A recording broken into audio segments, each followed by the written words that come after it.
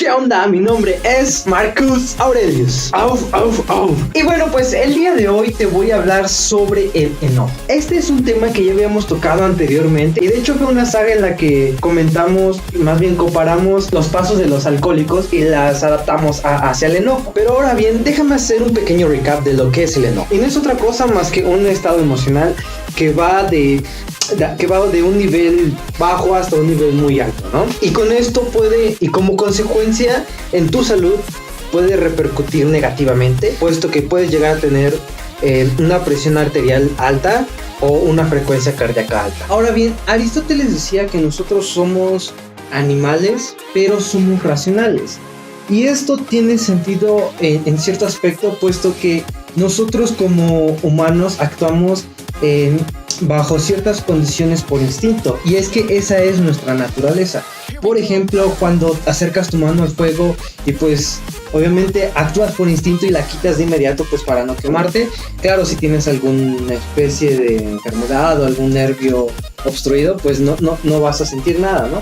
O por ejemplo, cuando alguien llega y te espanta, por el hecho de actuar por instinto, pues reacciona de cierta manera, ¿no? Y una de las principales cosas que tenemos que hacer es identificar de dónde viene el enojo. Bajo ciertas circunstancias actuamos como consecuencia de cierta forma. Es aquí donde entra esta parte del enojo, es decir, por instinto, cuando nos enojamos, pues reaccionamos de una forma agresiva para defendernos, para cuidar nuestra persona, ¿no? Y es que el enojo puede venir por factores externos o factores internos. De hecho, se comenta que la tristeza puede ser una especie de enojo. Como se los comentaba, el enojo siempre va combinado de una reacción agresiva. Y es que, por ejemplo, si tú tocas algún instrumento, puedes tocar una pieza musical. ¿Por qué? Porque tú controlas el instrumento, ¿sabes? O sea, tú sabes manejar el instrumento, conoces el instrumento, conoces las notas del instrumento. Por ejemplo, si tú manejas, conoces tu carro. Si es estándar, conoces las velocidades. Tú controlas el vehículo. Lo mismo sucede con tu cuerpo, con tus sentimientos y con tus emociones. A lo mejor no tanto en tus sentimientos, pero sí en la reacción que tienes. Por ejemplo, si te enojas, es momento de decir, ok, Marcos, páusate tantito, analiza las cosas, respira profundamente. Y quieras o no, el respirar te ayuda mucho a controlar la sensación de agresividad. Estás aumentando el nivel de oxígeno en tu cerebro y por ende todas las reacciones químicas que suceden en tu cerebro pues empiezan a regularizar. Ahora bien, si tú ya estás tranquilo, ya viste de dónde proviene el enojo, es momento de pensar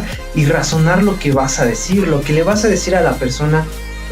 Si tú estás solo, pues no hay tanto problema, puedes desquitar tu ira con lo que esté al lado de ti, no hablando de algún ser vivo, por ejemplo, contra la pared, el colchón, claro, sin hacerte daño a ti mismo, pero sí es importante analizar muy bien lo que vas a decir. Como personas también podemos controlar a la gente, pero no de manera agresiva. Hay formas de controlar a la gente.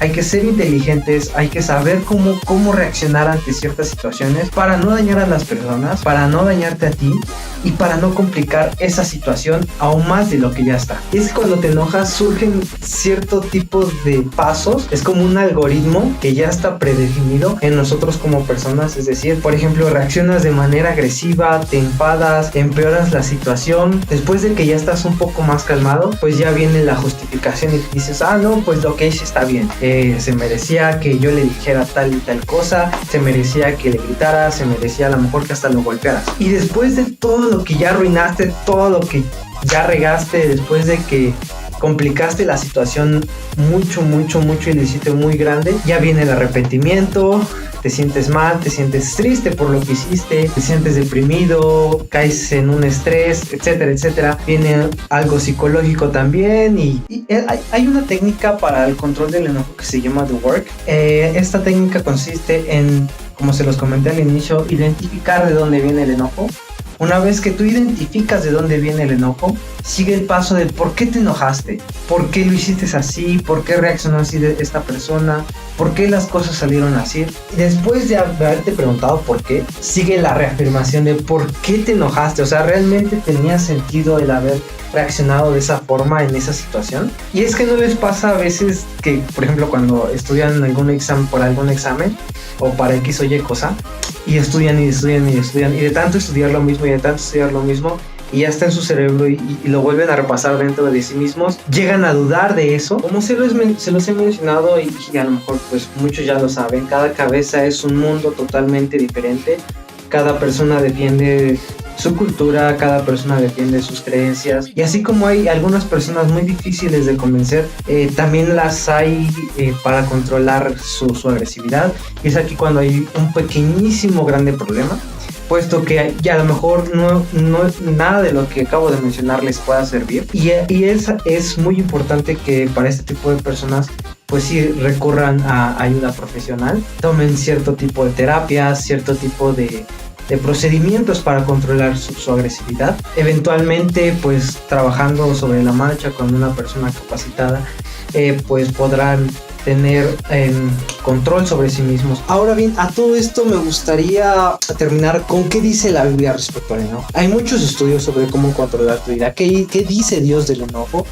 Y es que si se dan cuenta, el enojo, la ira no está mal en un aspecto espiritual. Jesús lo hizo cuando encontró que en el templo estaban vendiendo palominos, o sea, había un mercado ahí de distintos animales y estaba ahí toda la mercadería y dinero, etcétera. Dios destruyó todo eso.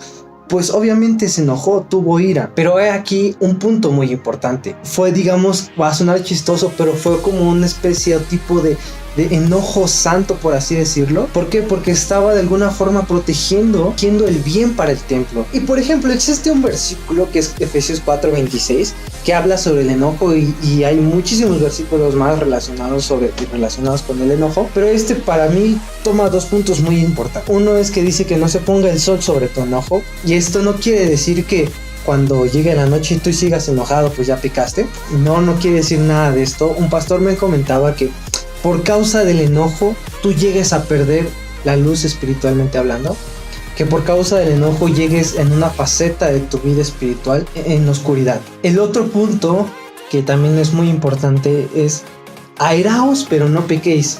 Ok, entonces esto quiere decir que está bien airarse, pero no al grado de pecar. El enojo es un tema muy delicado, muy grande también, que abarca mucho, que claro no voy a poder hablar yo todo al respecto del enojo, pues claro no soy profesional en la materia. Tuve que indagar ciertas cosas. Dentro del enojo hay orgullo y muchísimas cosas dentro del enojo que llegas a perder la cabeza, llegas a perder el sentido de las cosas, y pues por consecuencia caes, ¿no? Fallas. Nunca estás solo, siempre tienes gente alrededor en la cual apoyarte.